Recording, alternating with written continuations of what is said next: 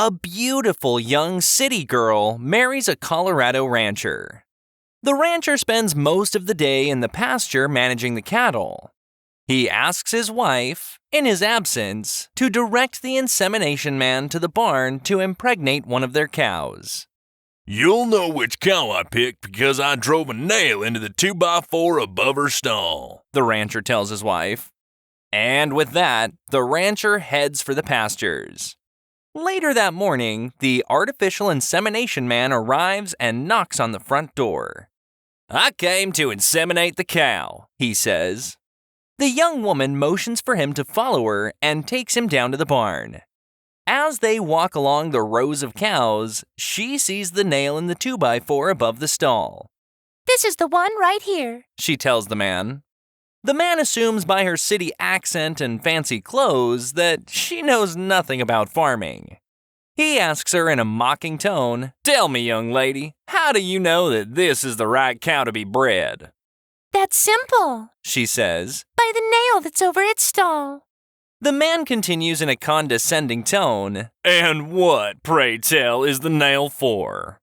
The young woman turns to walk away and says sweetly over her shoulder, I guess it's to hang your pants on. A man left work on Friday afternoon, but instead of going home, he stayed out the entire weekend hunting with the boys and spending his entire paycheck. When he finally appeared at home Sunday night, he was confronted by his incredibly angry wife and was barraged for nearly 2 hours with a tirade of his actions. Finally, his wife stopped the nagging and said to him, How would you like it if you didn't see me for 2 or 3 days? To which he replied, That would be fine with me. Monday went by and he didn't see his wife. Tuesday and Wednesday came and went with the same results. Thursday, the swelling went down just enough where he could see her a little out of the corner of his left eye. A farmer stops by the local mechanic's shop to have his old truck fixed. They suspect it's a transmission issue, so they tell him it'll take a while and he can't wait there. The farmer shrugs and decides to walk home since he doesn't live far away. On his way home, he stops at the hardware store and buys a bucket and a gallon of paint. Then he heads to the feed store and picks up a couple of chickens and a pig. Laden with his purchases, he steps outside and realizes he has a problem. How is he going to carry everything home? As he's standing there, scratching his head and trying to figure it out, a little old lady approaches him. She looks a bit lost and asks, Can you tell me how to get to 1755 Maple Street? The farmer brightens up and says, Well, as a matter of fact, my farm is very close to that house. I'd walk you there, but as you can see, I'm having a bit of a problem trying to carry all this stuff. The old lady, quick on her feet, suggests, Why don't you put the can of paint in the bucket, carry the bucket in one hand, put the pig under your arm, and carry the chickens in your hands? The farmer's face lights up with appreciation.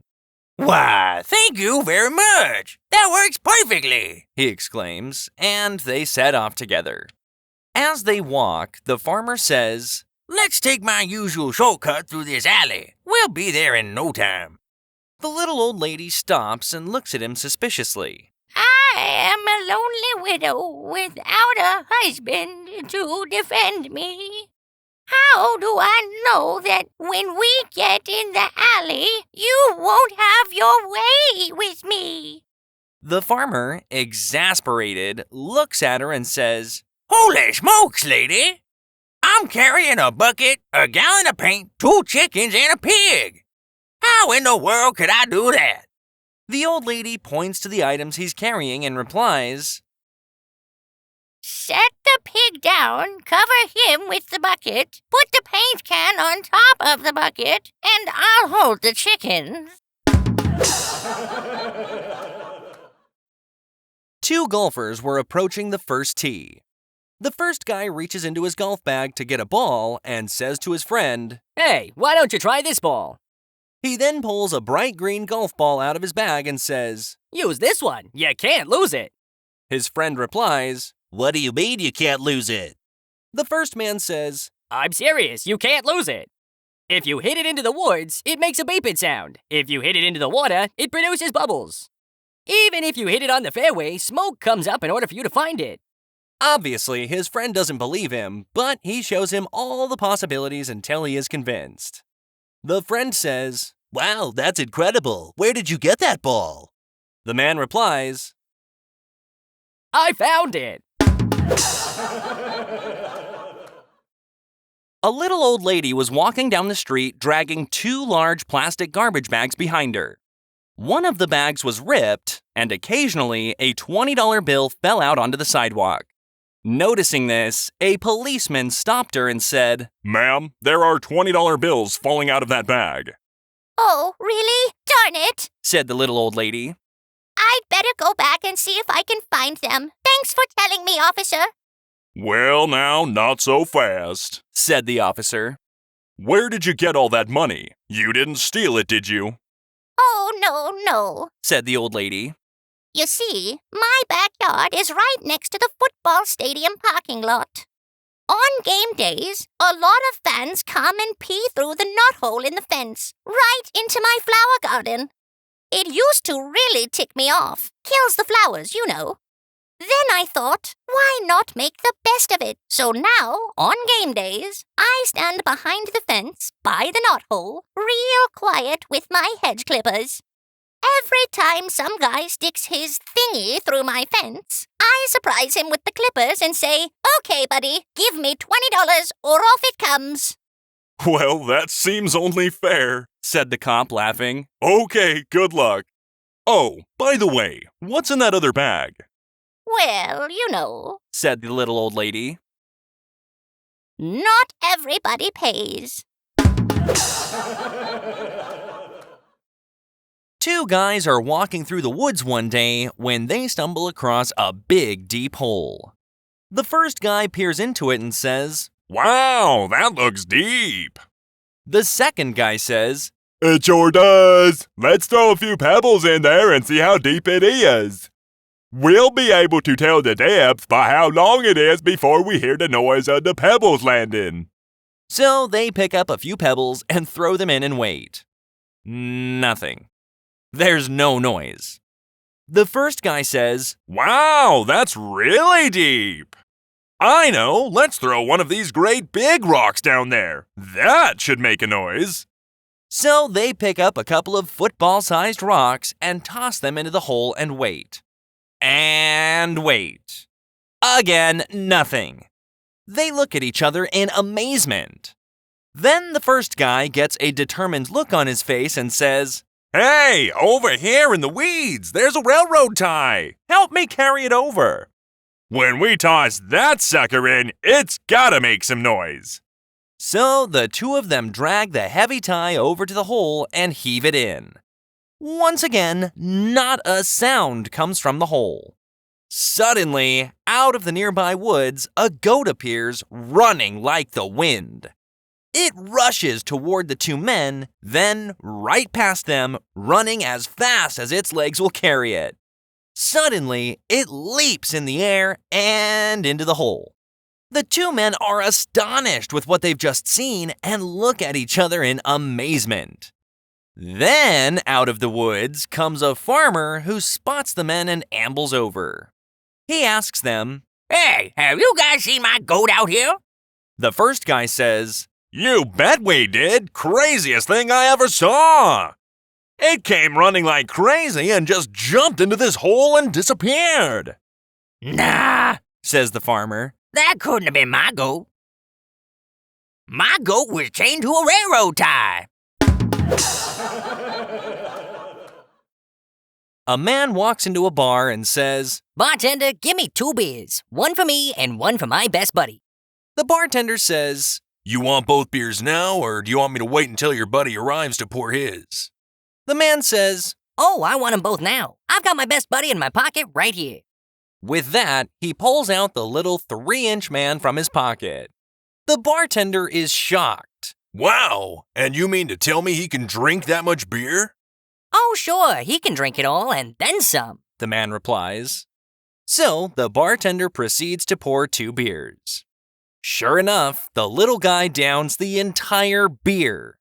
That's amazing, Says the bartender. What else can he do? Can he walk? The man flicks a quarter down to the end of the bar and says, Hey, buddy, go get that quarter.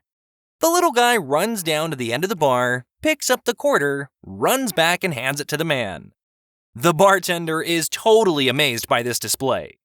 That's a hoot, Says the bartender. What else can he do? Does he talk?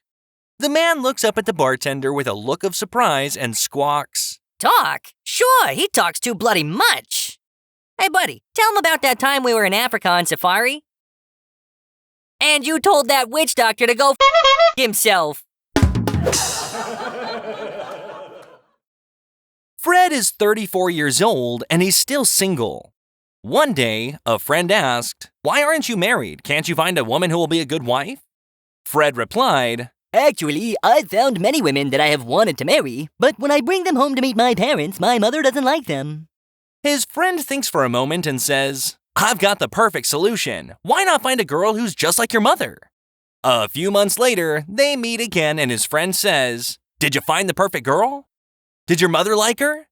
With a frown on his face, Fred answers, Yes, I found the perfect girl. She was just like my mother. You were right, my mother liked her very much. The friend said, Then what's the problem? Fred sighed. My father doesn't like her. A man goes to the doctor with a long history of migraine headaches. After the doctor reviews his history and physical, he discovers that the poor guy has tried practically every therapy known to man for his migraines and still has no improvement. Listen, Says the doctor. I have migraines too, and the advice I'm going to give you isn't really anything I learned in medical school. But it's advice that I've gotten from my own experience. When I have a migraine, I go home, get in a nice hot bathtub, and soak for a while. Then I have my wife sponge me off with the hottest water I can stand, especially around my forehead. Then I get out of the tub, take her into the bedroom, and make love to her. Almost always, the headache is immediately gone. Now, give it a try and come back and see me in 6 weeks. 6 weeks later, the patient returns with a big grin. Doc, I took your advice. I did exactly like you said, and it works. I've had migraines for 17 years, and this is the first time anyone has ever helped me. Well, Says the doctor. I'm glad I could help. By the way, Doc, the patient adds, you have a really nice house. A man enters a pet store looking for an unusual pet. As he enters the store, the clerk asks, Can I help you, sir? Yes, I'm looking for a new pet. Do you have anything unusual? The clerk asks, How about a polar bear? The man, taken aback but intrigued, asks, A polar bear? Well, is it tamed? The shop clerk guides the man to the bear's cage and says, This polar bear is absolutely tame. But whatever you do, don't touch his nose. The man decides to buy the polar bear and takes it home. The man is very happy with his new pet. However, one day, remembering what the pet store clerk had told him, the man thinks to himself, I just have to find out what happens if I touch his nose. So he reaches out and touches the polar bear's nose. Suddenly, the polar bear leaps towards the man and chases him throughout the house. Finally, the man runs out of breath and the polar bear catches up to him. The man looks up in fear as the polar bear raises his mighty paw. Terrified by what will happen next, he closes his eyes. Unexpectedly, the bear merely taps the man on the head and says, You're it.